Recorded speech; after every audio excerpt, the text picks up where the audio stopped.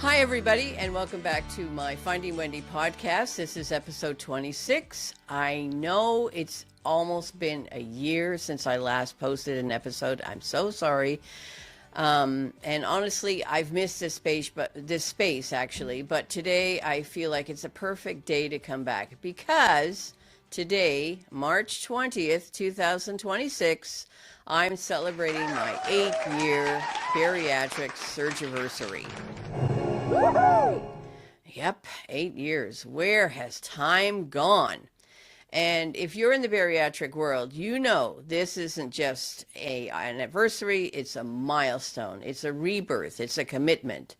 So today I wanted to take you on a short journey, my journey of where I started, where I am now, and everything in between, because this story isn't just about weight loss. It's about resilience, identity, pain, growth, and ultimately finding Wendy. Dearest gentle reader, did you miss me? So, March 20th, 2018, I had my surgery weighing 450 pounds at Toronto Western Hospital. And now, let me pause there for a moment because that number carries a lifetime of stories. Years of dieting, years of losing and gaining and losing and gaining, years of feeling like I was living in a body that didn't reflect who I truly was. But that day was the day. This decision has been made, not just to lose weight, but to change my life. So I had gastric sleeve surgery, and I remember thinking, this is it. This is my chance. So everything was going well.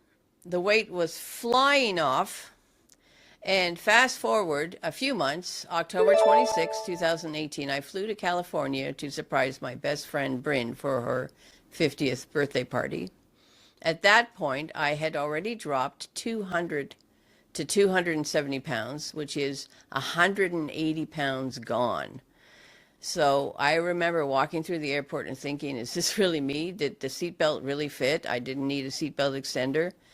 And for the first time in a long time, I felt a lot more freer. So going to the gym and doing all sorts of things, and I knew that one thing that I really wanted to do is fly to Amsterdam. So came July 23rd, 2019, I celebrated my 60th birthday in Amsterdam. I was down to 230 pounds. Remember, I started at 450 pounds. I was down to 230 pounds. That's over 220 pounds lost. So why Amsterdam? Well, Amsterdam is not just a city. It was my second home. And it's where I became a musician in many ways, where I became me. And for those listening for the first time to my podcast, you may not know that I lived in Amsterdam for nearly 20 years. I grew up in Toronto studying at the Royal Conservatory, but I knew that I truly wanted to pursue a career in music, so I had to go to Europe. So in 1983, I packed my bags and moved to Amsterdam. I continued my studies there at the Amsterdam Conservatory, and my teacher was Adrian van Woudenberg, principal horn of the Royal Concertgebouw Orchestra of Amsterdam. But it wasn't easy. I was confronted with bullying almost immediately. Dutch culture is very direct, very honest, and sometimes that honesty can be harsh. Now, back in 1983, I probably weighed close to 300 pounds. So I arrived already, in the Dutch eyes, a freak. But anyway, the experience stayed with me. In fact, I write quite a bit about it in depth in my memoir, my Finding Wendy book, which I'll talk about later. So going back to Amsterdam after my surgery, after losing so much weight, this wasn't just a trip. this was a moment of reflection. And there I was, lighter, not just physically, but emotionally, standing in a city that had once made me feel quite small. Now feeling strong, present, and finally at home in myself. But life, it just doesn't move in a straight line, does it? August 31st, 2019, I had my first hip replacement surgery. Then everything went wrong. It got infected. So what happened? I had to have a second hip replacement surgery. They had to do it all over again. Uh-oh. And the second one also got infected. So then I had to have a third hip replacement surgery.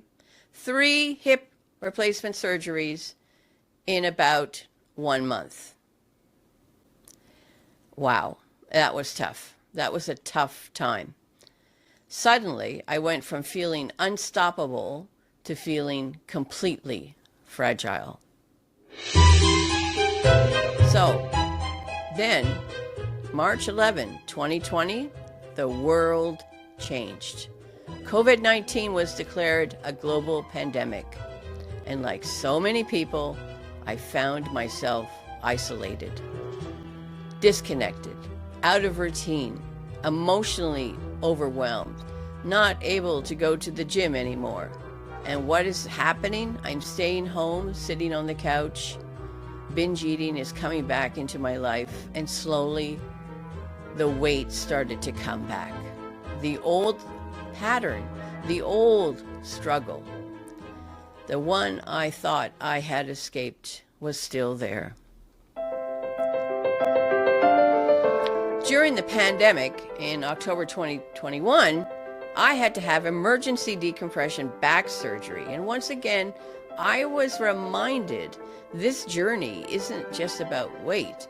It's about health, mobility, and ultimately survival. Yes, I'd lost over 200 pounds, but when you carry close to 500 and 450 pounds for many years, that kind of weight leaves a lasting impact on your body. My joints had already taken a toll.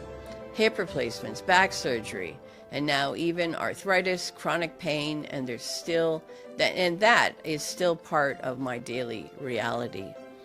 So there are days when walking even a block is a challenge, so I use what I need, whether it's a mobility scooter, a walker, or a cane. So I've learned something important. There's no shame in doing what you need to do to keep moving forward, because that's the key. I keep going. If I'm in pain, I pause, I rest, I take care of myself, I take some pain medication, and then I get up again. Because never give up isn't just something I say, it's how I live. And honestly, it's part of my family spirit too. There's one thing about me. I don't stay down forever. July 2024, something shifted again. I started intermittent fasting. Try that to see if I can lose that weight regain that I had experienced. And at the same time, I started and launched this new Finding Wendy podcast, because I realized something powerful. This isn't about perfection. It's about consistency. It's about showing up, even when it's hard. The intermittent fasting didn't really work out for me. So in August 2025, I added another tool to the tool chest, Ozempic. And around the same time, I published my book, my memoir, Finding Wendy. That moment meant everything to me, because it wasn't just about weight anymore. It was about my own story. The fact that I could hold up a book and look at this book and say, this is my story. I wrote it down. This is an incredible thing to finish and check off on your bucket list. And I'm feeling really proud that I wrote this book. So I'm here at Mount Sinai Hospital and Indigo Books, and I was very pleased to see a very nice surprise here at the bookstore. And so you guys all know Indigo Books here. And so my book is now front and center, right at the front of the store. Canadian authors, right there. How about that? Isn't that great? So yeah, just a reminder, you can get my book here at Indigo at Mount Sinai Hospital in Toronto or online on Amazon. So I hope you pick up a copy soon, and thanks for all your support, and have a great day, and stay warm, everybody. There it is, Finding Wendy. I'm still on Ozempic today. So 8 years later, here we are, March 20th. This journey hasn't been perfect. It hasn't been linear, but it has been real. I've lost weight. I regained weight. I had surgeries. I had setbacks. But through it all, I never gave up. And that's the message I want to leave with you today. Never, never give up. Because your journey, whatever it looks like, is still worth fighting for. So thank you so much for being here with me today for my 8-year surgiversary.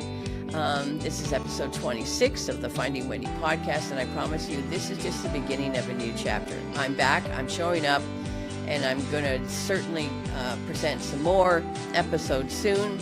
So I'm bringing you along for this journey. Oh, and by the way, please buy my book. Please buy my book, Finding Wendy. It's available on Amazon worldwide. So until next time, keep going, keep growing, but not outwards, of course, and keep finding you. Thanks for joining me here today. Bye-bye.